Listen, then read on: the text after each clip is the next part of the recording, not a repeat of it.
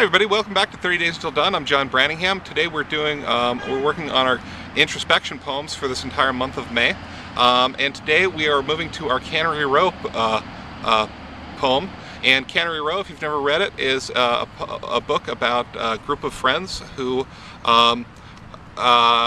don't realize that they're supposed to be pathetic.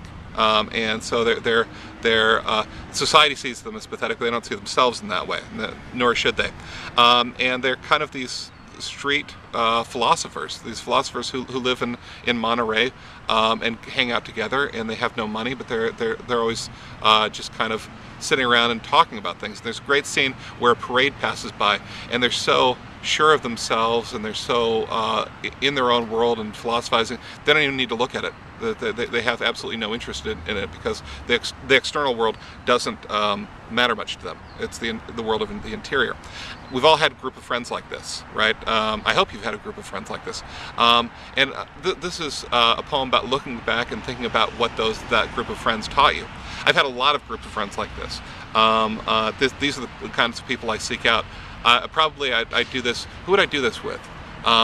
I might look back at the friends I had in London when I lived there when I was 20 with the person who would become my wife later. We weren't living in the same room, but we were living in the same building.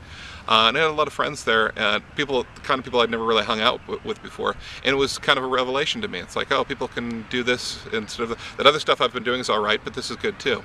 And it was long discussions into the night about, just whatever you can talk about.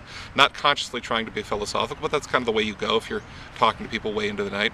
I can remember staying up, it's one of those nights where you're just talking, you don't realize what's going on, and suddenly it's daylight outside. And we were all supposed to be having a party, but instead we just kind of hang out and talked about those things that moved us. Okay, so that kind of poem, that sort of thing. When you're done with that, put it down below. I'll see you tomorrow on 30 Days Until Done.